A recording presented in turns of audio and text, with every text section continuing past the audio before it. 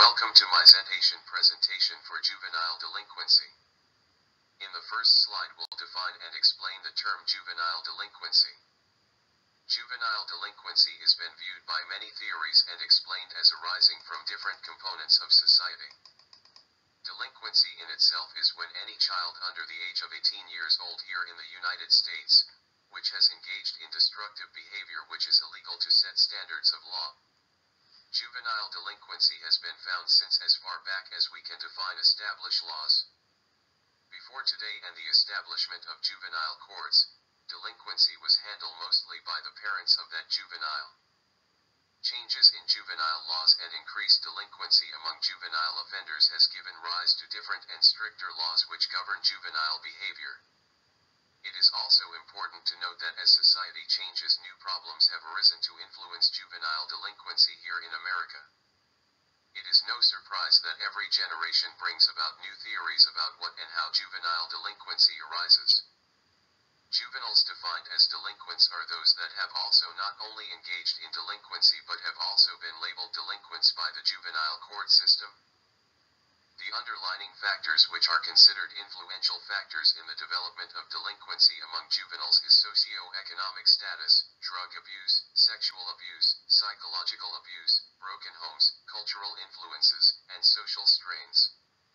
Each one either on itself or a combination of any are considered the primary factors which are known to lead juvenile to delinquency. Today's society has brought some of the most violent juveniles offenders in our history.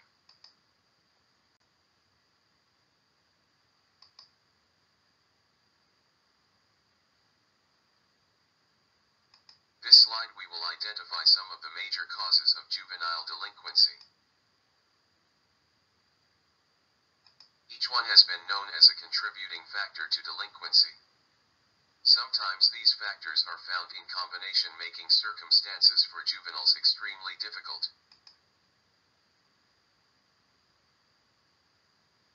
Drugs, abuse, psychological or physical, lack of parental responsibility, socio-economic status, gangs.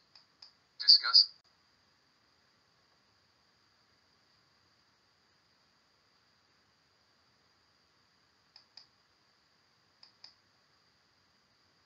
The importance of the public school system relative to the detection and prevention of juvenile.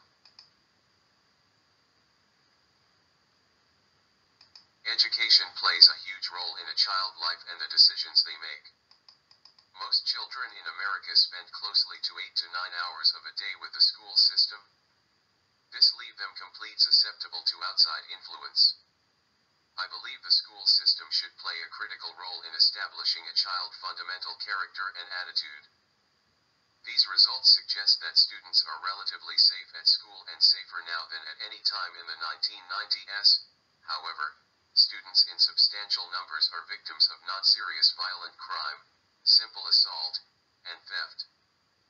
In 1997, for example, of students ages 12 to 18, 40 out of 1,000 males and 24 out of 1,000 females were victims of simple assault, and 64 out of 1,000 males and 61 out of 1,000 females were victims of theft while at school. Scott H. Decker, 2000. Schools can serve as great prevention measure against early development of juvenile delinquency. Educators have the advantage of possibly seeing behavioral pattern which are conducive to delinquency. There is a unique advantage that schools have in evaluating that juvenile's overall behavior. Early detection of possible delinquency can possibly help detect the problems that juvenile is experiencing. Most juveniles see their teacher as second parents or guardians. This influential factor can assist juvenile in possibly correcting or addressing the problem early in the lifespan before delinquent behavior becomes a problem. This early detection can be paramount in lower socio-economic communities, where delinquency is more prevalent. Administration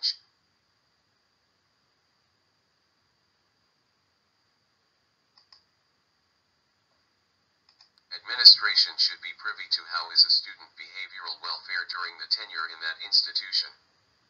A juvenile's social and behavioral attitude should be equally evaluated as their academics. Doing so allows administration to be able to identify possible signs of abuse, delinquency, mental disorders, and drug or gang involvement. In doing so, we set a precedence in the overall standard and well-being of that high-risk juvenile and are able to place the proper preventive measures in place so that juvenile can receive the needed guidance and support.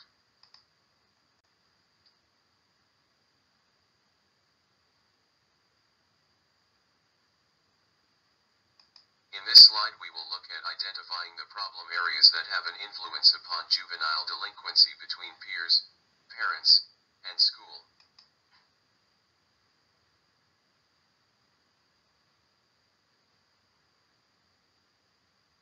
There are several viewpoints when it comes to influences that affect the juvenile during their lifespan. Peer pressure among juveniles is partially based on social pressure within that particular community. Peer pressure plays a critical role in early juvenile decision-making, but shifts as juvenile becomes older. It also influences the juvenile's attitude towards authority and life. Gangs can be seen as a way to increase status among peers, a way to get respect, freedom, and independence, self-empowerment factors that may be missing from some kids' lives.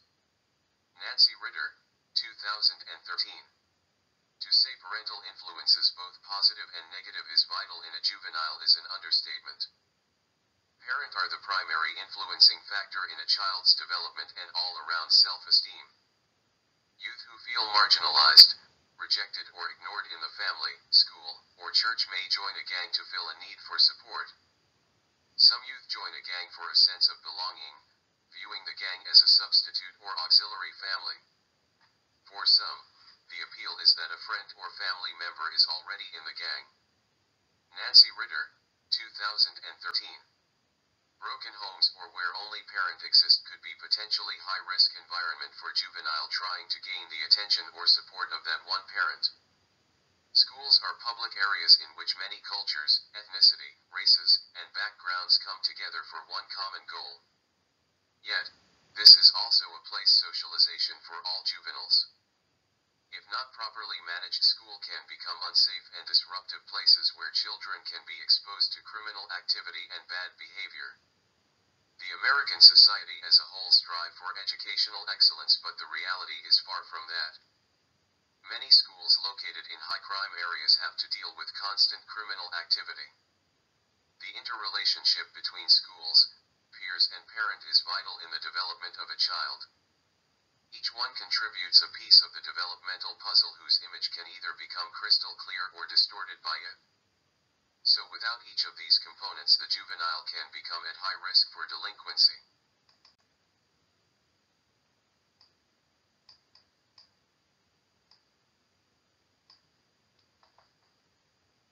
This slide I will explain the proceedings of the juvenile court system. The juvenile court system is a multi-layer institution with the overall goal is to deal with juvenile delinquency. The juvenile court system has changed drastically in the 21st century. Juvenile courts have branched out and stepped out of normal or traditional court structure to include new forms of juvenile proceedings. Today we see different forms of courts held to further the juvenile justice system in understanding delinquency. Trial proceeding can be held by adult judge, youth judges, tribunal, and peer jury. Each one can be exerts the power to impose verdicts on cases. Youth courts are newer form of court system which is basically held by youth peers. Youth courts usually handle first-time offenders who have been charged with offenses such as theft, misdemeanor assault, disorderly conduct, and possession of alcohol. The majority of these teen courts, 87%, report that they rarely or never accepted any juvenile with a prior arrest record. Schalager, 2011. In this form of youth court, the offender has admitted to the charge and is pending disposition. More traditional courts held by adult judges undergo the following proceeding. First is adjudicatory hearing, in which all evidence and charges are presented to the judge against the juvenile. During this proceeding, the juvenile is determined whether he is guilty of the charges presented against him or her. Secondly, is the disposition hearing. This is where the juvenile is basically sentenced to a particular program, detention facility, or probation for set period of time. time. This slide I will compare the advantages and disadvantages of juvenile incarceration.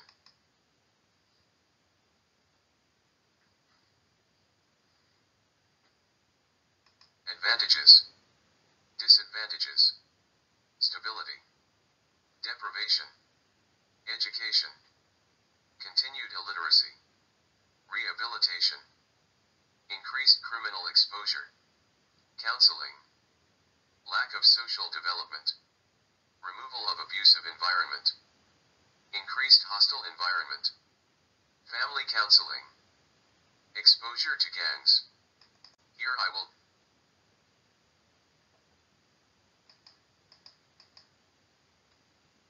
describe juvenile rehabilitative programs. The three types are group homes, day treatment programs, wilderness programs are the main types of community-based programs. Group homes are residential placement to which juveniles are adjudicated either while on probation or when released from a training school. Day treatment programs are non-residential programs that juveniles attend during the day, returning home in the evening. Wilderness programs, sometimes called survival programs, take place in such setting as the mountains, the woods, the sea, and the desert, and the intent of these survival programs is to improve youth's self-confidence and sense of self-reliance. This ends my Zentation presentation and I hope you all learned something from it.